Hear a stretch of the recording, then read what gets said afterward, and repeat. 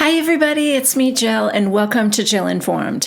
This is the recap of The Real Housewives of Salt Lake City, Season 4, Episode 18, The Reunion Part 2. Well, it is as if we never left because we are picking up right in the middle of the screaming between Angie and Monica. Angie's like, "Bitch, I deserve to be here. You spent your kids' money on a purse." And Monica's like, "Are you insane? Get my kid's name out of your mouth." Angie, "No one wants you here." And Monica's like, duh. Obviously. She's like, "Oh, I'm well aware. Thank you." Then the camera cuts to Meredith. "Can we make it a little warmer in here? It's freezing, and she's dying." And she's pointing to Whitney, who's sitting next to her in that ridiculous dress that's like half miniskirt, half tangled fisherman ropes. I don't know. She looks like a mermaid that got caught in a net. Okay, now we move on to a Linda montage. As bad as it was seeing Linda's behavior throughout the season, it is worse when you condense it all into one short, like 30-second package. It's bad. Yeah. And that whole thing ends with Monica's family in Bermuda refusing to see her now. Monica still doesn't know for sure why they wouldn't see her. Of course, she suspects it's her mom. She said, "I don't know for sure because I haven't spoken to my mom since filming for season 4 wrapped." What she does know is that her mom reached out to production and told them that she wanted to go to Bermuda. And production said no. Obviously. Monica says Linda threw a huge fit saying the family there knows her better than they know Monica, so she thinks she deserves to be there. So Monica suspects that she called the family in Bermuda and told them not to meet with Monica. Probably, or to film with Bravo, right? Because Bravo wouldn't let her come. But yeah. I mean, I believe that. That definitely tracks for Linda. So Andy now asks Monica about her dad and that he left when she was 4. She said yes. And that her mom told her that the last time she saw her dad, he wanted the family to move to Florida with him, but she said no, she's not leaving Boston. And Monica never heard from him again. Which, okay, yes, that's on the dad to not reach out to Monica. But also, Monica was 4 years old. It's not like she had her own phone and he could call her and stuff like that. So he had to go through Linda, right? And I don't know, but I'm just wondering if he tried and Linda would not let him speak to Monica out of spite. And then out of more spite told Monica that your dad doesn't care about you. He never even tried to see you again or anything like that. Because I also wouldn't put that past Linda. Now, if you're saying to yourself, okay, but once Monica turned, 12, let's say, because that's the age that Linda dropped her off with that family in Pennsylvania so that she could pursue her career in Las Vegas, remember? So at that point, and maybe he didn't know that happened, but also if her dad really cared, he would have kept trying.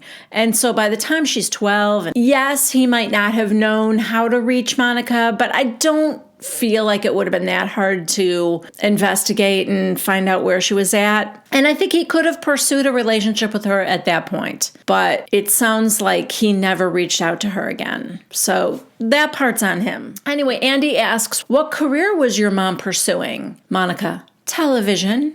And Andy goes, "Well, she got on TV." Monica, Andy, "How did you feel about your mom tweeting about the show every week?" Then we see one of Linda's tweets. First of all, her handle is LD Millionaire. Oh, God, yikes. Here's her post. "Monica begged me to do this reality show with her.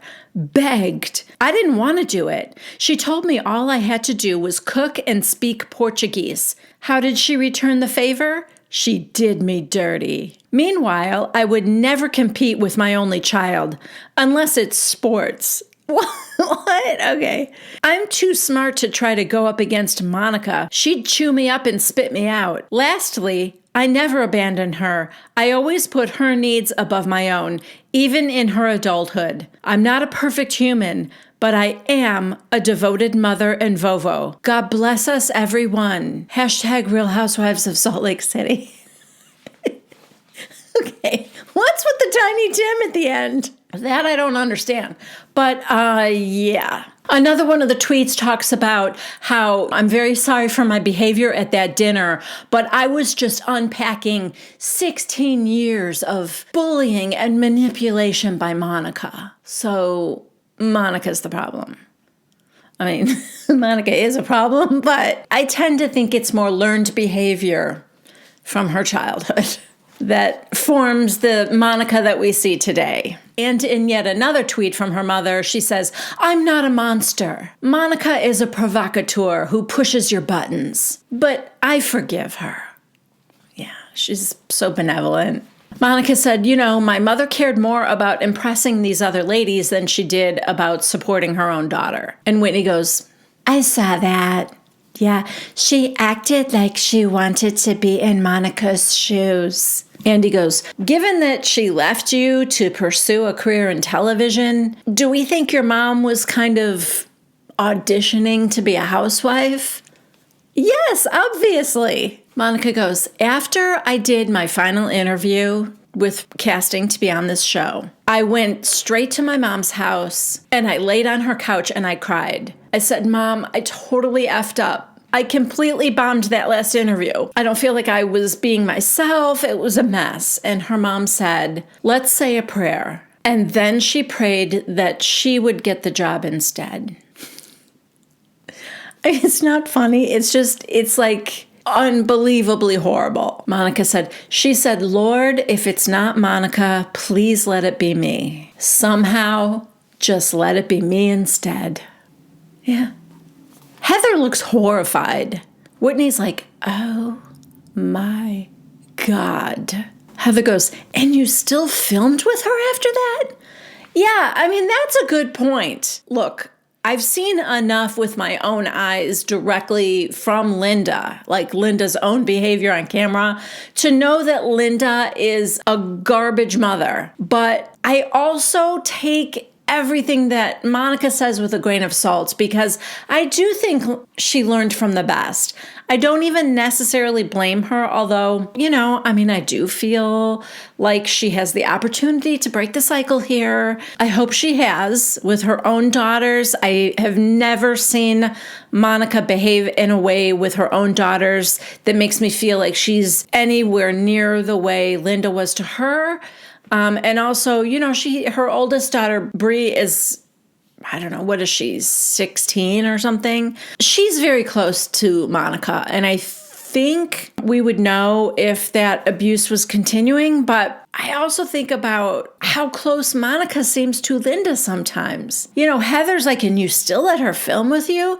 Well, gosh, not only that, she had her watch her children when she went to Palm Springs. Or even just think about this for a second. She's auditioning to be a new housewife. She has her final interview and she's upset thinking she blew it, right? Oh, I wasn't being myself. I blew it. And the first thing she does is go to her mom's house. Does that strike anybody else as odd that she went to Linda for comfort? Is that because it's, like Stockholm Syndrome kind of a thing? Or is it because Linda's not quite as bad as Monica portrays her to be? Again, what I've seen of Linda, not great. So I don't know. Maybe it is just a little bit of kind of not being able to see how toxic this person is for you. And you keep going back to them because it's your mom, Anyway, we get into the other ladies and their relationships with their moms. Heather herself really only has birthday and Christmas texts with her mom. Other than that, she doesn't see her. And she said, look, I knew when I joined this show and when I left the church, that was the deal. Her mom chose the Mormon church over Heather, which I don't think I could ever understand. It's very Scientology in that when a member of the family leaves, you're supposed to kind of cut that family member off, it seems. Whitney, we talked about Whitney's mom being at Bobby's birthday party, and she said, yeah, we're in a good place right now, but she hadn't spoken to her mother in like 16 years. And I guess a lot of it might have had to do with the fact that she was continuing to have a relationship with her father, and then once that ended, because he is a garbage human being, I think that's when she and her mom were able to get close again. Now Andy moves on to Angie and Monica tweeting at each other after Greek Easter. Andy's like, did somebody get thrown down a staircase? Then we see a tweet from Angie saying, you almost hit my 2-year-old niece in the head with your shoe when you threw it. So Monica says, okay, right after that conversation with my mom, I was going down to the basement to get my girls and tell them we're leaving. Now we see a tweet from Monica. Get your house up to code, and I'm sending you my ER bill. Okay, apparently, according to Monica, she says, I was crying, and so I couldn't really see. And I went to reach for the railing, but there was no railing. So she fell down the stairs, and now we get some unseen footage, but unfortunately, the cameraman doesn't come around the corner fast enough, so we didn't actually see her fall, but I assume she just missed a step or whatever. She's got high heels on, and you can hear her tumbling, and then the cameraman comes right around the corner, and you can see Monica sitting on the step about halfway down the staircase. Sean is at the bottom. I think we see some other people down there and kids, and Sean's like, are you okay? Now back to the reunion, Angie said, and you threatened to sue me. Monica goes, did I sue you? Then we see another tweet where she said, I should sue your ass for your house not being up to code. The shoe thing was that Monica said one of her shoes flew off. Then while she was sitting there halfway down the stairs, she took her other shoe off. She was so mad, she threw that down the stairs. I assume that's when it almost hit the 2-year-old. Andy's like, okay, did anything else happen? Monica, I was bloodied and bruised. I went upstairs, and that's when I told my mother I'm leaving and she can call an Uber. So then production got my mother an Uber, and it turned out to be a Subaru, and my mother said, I'm not getting in that box. And then Monica went, and Monica drove herself to urgent care, I guess. So Angie says, I had family leave that party because they didn't feel safe. And you threatened to sue me, and that you were going to send me a bill for a head scan that you didn't even pay for because production paid for that. Basically, Monica's defense is Angie started it, and she was just reacting. She was nasty to her, so she was being nasty in return. And Monica goes, to be fair, I had this conversation with Meredith, and I told her the situation, and she said, do you want her house? You could take her house. Meredith, I did not say you could take someone's house. I said that it could be a potential liability, absolutely. So, in other words, you could take her house. I don't doubt that Meredith said that, too. Because also, remember, we're talking about Angie, and Meredith hates Angie. So Angie says to Monica, apparently, you make a living out of suing people. Monica, bitch, I have not sued one person in my entire life. Who have I sued? Heather, well, you're suing me right now. So, I mean, technically it's a countersuit. She goes, you're suing me, and I'm just countersuing because you're suing me. I would never have sued you in the first place. Well, now Lisa tells Monica that she's been nasty all season. Monica said, in response to your nastiness, touchette, bitch, touchette. Does she mean touche? Touche is not even spelled with a T at the end. Like, you know how some French words have a T at the end that you don't pronounce? But touche is not one of them. Touche with like the accent mark, right? I don't know. Nobody says, oh no, I shouldn't say nobody. Heather under her breath goes, what does touchette mean? But nobody acknowledges her, so we never learn what that means, but it's just now another screaming over each other at each other situation. Whitney's ears are hurting. I don't know about you, but I say we untangle her and toss her back in the sea. Lisa says to her, "You said nasty things about my husband who you don't even know." Monica, "What did I say nasty about John?" And Lisa goes to Angie, and Angie goes, "You called him a penis head." Are we in third grade? These are women in their 50s. Well, not Monica. These are women in their 40s and 50s. And you called someone's husband a penis head? Next, there is a viewer question about all of Monica's names. Andy says, "Is your maiden name Fowler?" And she said, "No, my maiden name is Darnell. Fowler is my married name." Andy, "So then what's Delgado?" Monica, "That's on my dad's side." Andy, "Okay, then what's Garcia?" Monica, "Well, that's on my mom's side." So she said, "My mother was born Linda Darnell Susan Maria Garcia. And growing up in Boston, she was bullied and made fun of and called like some nasty slurs. So she chopped off the Susan Maria Garcia and was just Linda Darnell, or LD." Okay, so back from the break.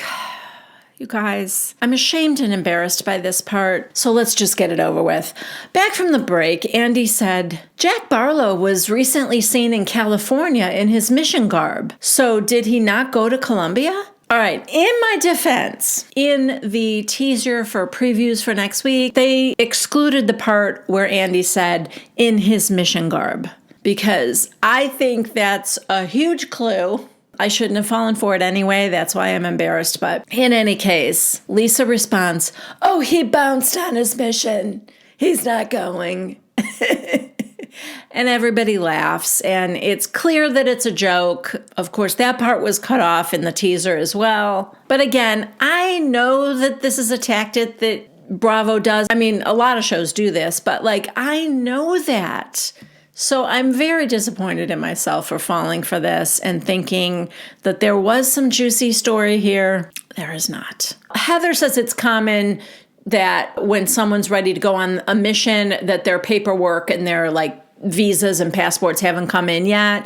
So they want to get them get going, get started. So they send them someplace stateside to get started. So that's what he was doing in California, waiting on his paperwork. The juiciest part of this story now is that Jack was such an idiot that the picture he submitted for his passport or visa was of him shirtless. He was out at the lake with friends or whatever. That's the picture he submitted. Yeah. And it doesn't take a genius to know that the Mormon church was not going to accept a picture that made Jack look like he was naked. So it just takes someone smarter than Jack Barlow. Anyway, because of that, it was taking even longer for Jack. But he is there now, I think. So now Heather was asked why she was so triggered by Jack's mission. And even though everyone understood, including Heather, why she wasn't included in any of the festivities leading up to Jack leaving, she still felt left out. Heather's argument is, Whitney also left the church, but she was included and invited to all these events. And Lisa said to her, "I know where you're coming from, and I just felt like it was shoving that in your face. I knew you were against it. So it was more almost like me being respectful of your opinion about all this." And Heather's like, "I get it. I do. I understand that." So I don't know. I think she was just feeling hurt in spite of the fact that she knew why. And then because Whitney got invited and she didn't. So then Whitney said, "Heather, you relentlessly came after me for supporting Jack, and you called me a hypocrite." And Heather's like, "Well, yes, because I felt like it was hard to say congratulations for something that, we don't believe in and like that kind of thing. In Whitney's defense, she said, yeah, I don't believe the same things that Lisa believes, but it doesn't mean that I can't support Lisa. Like, I was there for my friend in spite of the fact that we have two different ideologies. And Heather understood that, you know? But Whitney really wanted Heather to squirm and to make it very clear that she apologizes for calling her a hypocrite, which Heather does. Okay, now we're going to break for lunch, and Andy says Mary M. Cosby is coming out after the break. So this is the first time we kind of see the ladies in their dressing rooms. And Mary comes to visit Monica. Monica's like, have you been watching? Mary, no. Only Mary would sit in the green room for the show she's about to go on and not watch what's happening on a monitor.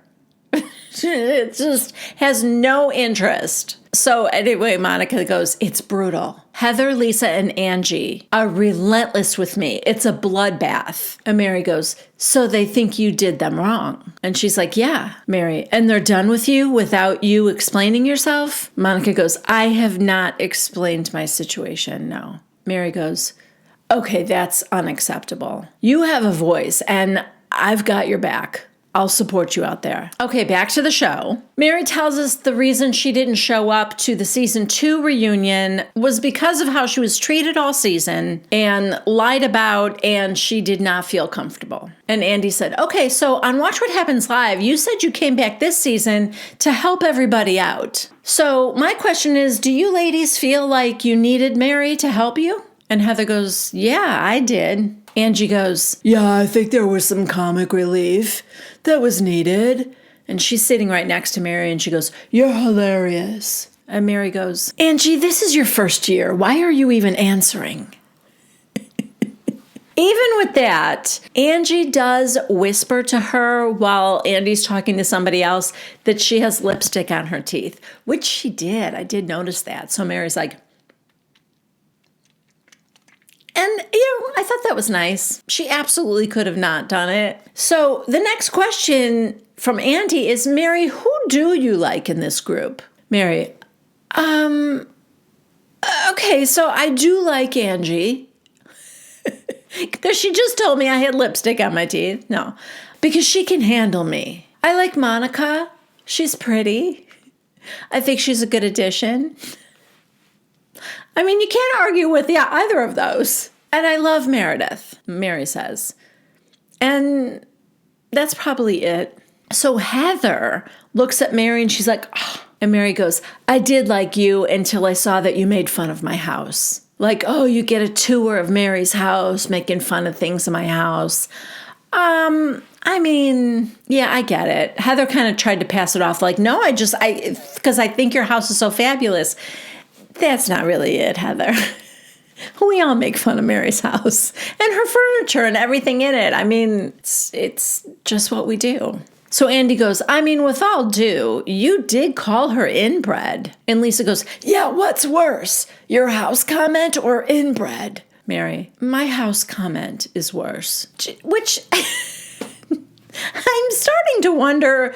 I know Mary's the one that said it, but does she not know what that means to call someone inbred? Anyway, Andy says to her, you say everything to people's faces, which is shocking. Mary, thank you, Andy. Was that a compliment? We now get a montage of Mary's greatest hits. And Andy goes, but sometimes you say horrible things. Mary is completely unbothered by that. She's like, they can say it back to me. Well, I mean, sure. Or, and just hear me out, you could say nice things. Or you could keep the horrible things to yourself. So now we move on to Robert Jr. And Andy said, is he married or not? And Mary goes, well, they say they're married, but I still haven't seen the paperwork. I think Andy said something like, do you need to see the paperwork? Like, why? Like, if your kid is telling you he's married, why wouldn't you believe that? But anyway, he said something like, do you think that Robert Jr. felt like he couldn't tell you he was married? And she said yes, because she would tell him he was too young. He's 21 now. So when was this filmed? When did he get married? I don't know. He was probably 20. And yeah, I mean, that does feel too young. Listen, what we know of Robert Jr., he's very babied and pampered. So it's not like he's an old soul or this guy's been on his own since he was 18 and he's supporting himself. No. He lives in Mama's house. He has everything, at his whim. And yeah, I think he's too young to take on the responsibilities of a marriage. But it's basically like Mary just adopted a daughter because now she takes care of both of them. Even though, and this is also a reason why I think Mary keeps saying, I don't believe they're married, because she said on camera, if you guys remember, she said on camera, well, if it turns out that he is married, I'm not supporting them. He's going to have to go support her somewhere else. So I don't think she wants to kick Robert Jr. out of the house. It's a huge house. There's no reason to do that. So maybe to save face, she still tells herself they're not married. I don't know. Andy said, what's it like to live with your son and his wife? And why do you think he's bad in bed? I must have missed that because I do not remember her saying that. But, maybe she did say it in a confessional. Mary's like, I don't want his wife or girlfriend or whatever to make him think he's better than he is. She's like, I walk by their room and I hear all this screaming that's so dramatic. Like, bring it down a notch. He's not that great. Come on. Oh, God. Whitney gets called out for calling Mary and Robert Sr. predators. A viewer question said, did you mean sexual predators? Or did they engage in predatory behavior for financial gain in their church? She doesn't answer that. She just says she's very sorry. She thinks it was just her trauma from being in a high demand church herself. But it was never sexual. She never meant that. But Whitney's not quite out of the hot seat with Mary because they have had their own back and forth with tweets. And Mary now says that she thinks that Whitney is racist. And he's like, do you believe Whitney is racist? Mary, I do. 100%. Whitney looks stricken, and she said, that breaks my heart. Andy goes, based on what? And Mary said, the religion they were brought up in. They believe that our color is cursed by the color of Cain, and we will be in a different heaven, our color, and we will be the help. Hold up. Because if that's the case, then this isn't about Whitney alone being racist. This is about Mormons being racist. And why Whitney when she has gone through such pains to get herself released from the church? Why call her out? So Andy is like, is that what Mormons believe? And Lisa, who is the only Mormon now here, she's like, no, it is not. I'm Mormon. I would like to speak to that. Can I answer this? But Heather answers, and she said, yes, the Mormon doctrine is rooted in racism. However, the Mormon church is making great efforts on every level to outreach. Whitney goes, I would just like Mary to know I am no longer a member of the Mormon church. And then when Whitney asks Mary what she has done personally to Mary, has there been anything racist?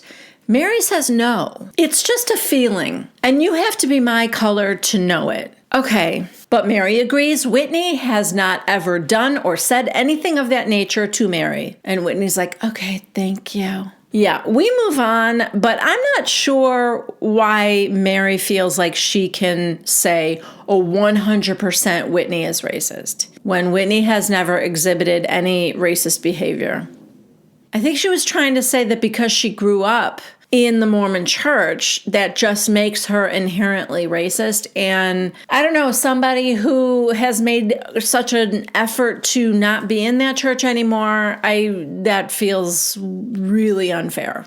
So Andy says, Mary, you weren't in Bermuda, but after watching the finale, what did you think about what the women discovered about Monica?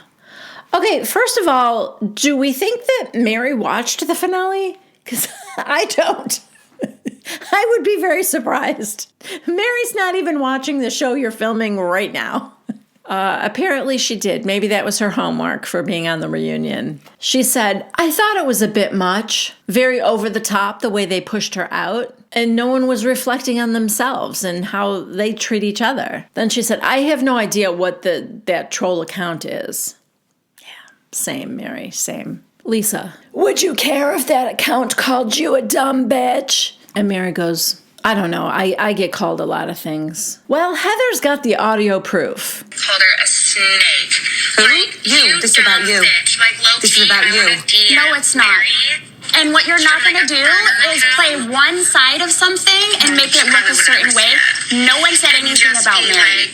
Ever. From reality Vontees. Okay? But anyway, because we know she'd be watching that shit. And we end this episode the way we started, with Monica and the others all screaming over each other. Monica's like, Heather, shut the fuck up. And then she says something that gets bleeped out. Is reality Vontees? And looking, like going back over it, it looks like she's saying, your hair girl is reality Vontees. And then she says, it's 6 people. So Mary goes, can I say something? And Andy said, yeah. And she goes, I feel like they're not letting her talk. We're not hearing her side. And Andy goes, well, she's going to get her chance. We haven't gotten to that part yet because we are all anxious to hear what she has to say. So Mary's like, okay. And I guess that is going to be next week in our 3rd and final installment of the reunions. And yeah, Andy's right. We are all anxious to hear what she has to say. Yeah, thank you guys so much for being here. I hope you liked this recap. If you did, please give it a thumbs up. And if you haven't yet subscribed to my channel, please consider doing so. Also, if you click on the bell icon, you'll be notified every time I post something new here on my channel. I'm an Amazon affiliate. If you have any Amazon shopping to do, please go through one of my links before you do your shopping. That allows me to get a small percentage of any of your qualifying purchases. Thank you in advance for that. And yeah, I hope you guys are back next week. I love you guys. I'll see you then. Bye.